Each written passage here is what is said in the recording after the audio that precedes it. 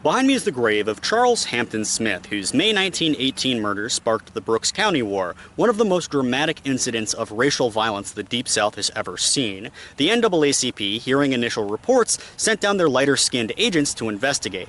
They reported that after entering the town square, they literally saw bodies hanging in the streets, and that by the time a week had passed, they were seeing rivers swollen with the bodies of lynched black men. And to understand how this racial violence had reached such a point after only a week, understand that Smith's family was very influential. Throughout the Civil War, they had slave plantations, and afterwards, they tried to make forays into tenant farming. However, because Smith Jr. was an abusive, basically slave master, he would beat his tenant farmers, and he realized that he couldn't do this essentially through legitimate means. So he teamed up with local law enforcement to practice peonage. Essentially, peonage was if you saw a black man in public and you didn't like the cut of his jib, you could throw him into jail and you could charge him exorbitant legal fees. Now, when it turned out he couldn't pay these legal fees, the police would send him to a plantation owned by someone like Smith, who would again turn around and pay you pennies on the dollar, but also charge you money for renting out a shack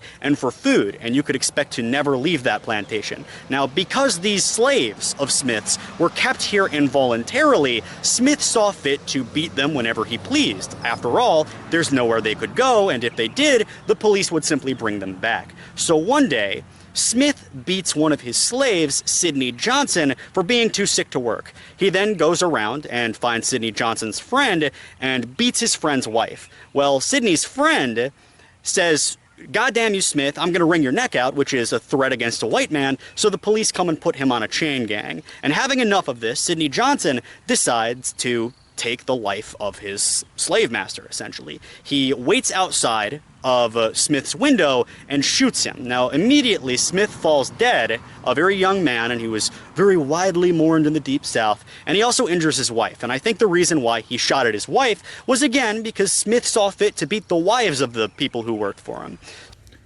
I want to pause the video for a moment and bring up something that modern-day historians never touch, and that is, at the time, newspapermen were reporting this as something that was caused by German spies. It reads like an incident of wartime hysteria if I've ever heard it, and I'm going to read you the quote word for word. "While it is impossible to place the blame on any individual, your correspondent has received information from unmistakable sources that persons have recently gone through this section, talking to colored people and inciting them to crime against white people. The person who has been doing this work cannot be located, but there is evidence of a reliable nature, and those unearthing this information say that German influencers have been behind it, with the hope of bringing about such a state of anarchy here that the people will take a stand against the war." This article further goes on to say that the source can't be named, the people who influenced the blacks to riot can't be found, that they are very likely elsewhere in Georgia, so keep looking for them and keep doing the good work, and that all 4 people who had been lynched up until that point, and this is 4 days later, in reality probably many more had been lynched,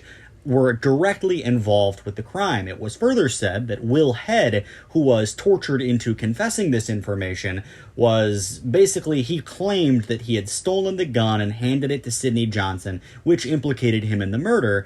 And the articles that followed this basically also equated the riots with German influencers and said that we must not allow these race wars happening in South Georgia to impact how we deal with the war, which was at the time only 6 months from its end. So immediately, Sidney Johnson, of course, flees into the swamps.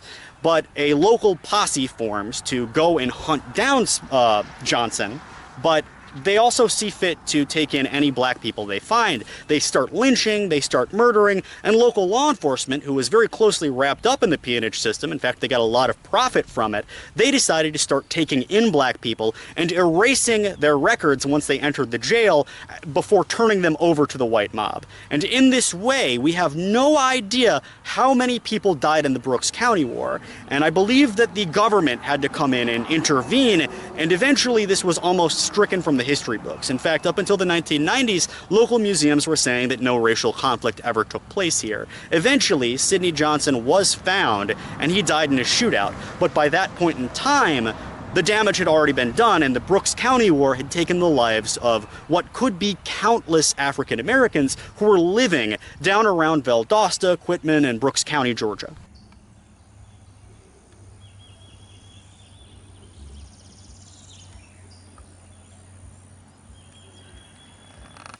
Now, before I continue with the story of the lynching of Mary Turner, if you find descriptions of graphic violence very upsetting, you might want to fast forward a minute or two, because the lynching here is one of the most violent stories I have ever read. Basically, after the violence in the Brooks County War had kicked off, people began to realize if they had a personal vendetta or a score to settle, they could go and kill that person, because local police were actually helping to facilitate this ethnic cleansing. Hayes Turner, Mary's husband, had actually made a name for himself on Smith's slave plantation by speaking out against Smith and, in fact, yelling at him once or twice. So immediately the mobs went, snatched him up, and lynched him. Well, his wife, Mary, who was at the time pregnant, spoke out against this and said, "Please just leave our community alone. We had nothing to do with his death."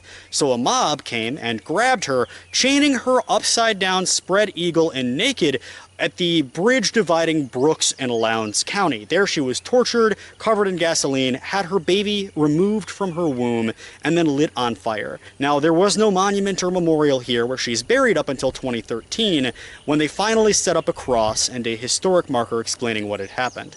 But over the years, a couple people shot this sign until it was almost unreadable, and local authorities, recognizing that this was something that would continually happen, went and removed the sign. Now, of course, I think there needs to be a bigger memorial here for Mary Turner, because her death is one of the most important in the Brooks County War. And we're driving here now down Tolocus Road, which for a while was a part of the Tolocus Plantation, a very famous plantation that actually played a role in the earlier 1894 Brooks County War. And there, a plantation owner actually helped to stop the race war, and it was really taking off up until the owner of the Tolocus Plantation told the mob to turn back and basically just put down their pitchforks and rifles. And by the time the Valdosta Vedettes arrived to restore peace on orders from the governor, basically the race war was over. Now, I'm going to visit his grave and talk a little bit about this, because he seems to be one of the better members of the community that wasn't particularly abusive to his tenant farmers. Essentially, inaccurate newspaper reports had brought the community up into a frenzy. A local constable named Tip Malden had approached a group of black men who had just been given their pay, and they were drinking a little bit and gambling. And as Tip Malden said, "Y'all are under arrest for violating the black codes," they began to taunt him. Malden went to go turn away, but a man named Jeffrey Jeffries shot him, and the group scattered. Now, 2 days later, a local newspaper reported that they had come back to the site of the murder to do a war dance. In reality, this probably never happened, but the war dance incited the community to violence. Now, what I should mention about the race war here of 1894 is that as the white mob was fanning through the communities looking to kill whoever they could find that was responsible for the death of Tip Malden, a black man named Waverly Pike, who was defending the black part of town with this sort of ad hoc militia, shot Joseph Ism, a member of the white mob. And this further incensed the mob, so now you had 2 white men dead and any number of black men that had been killed up to that point.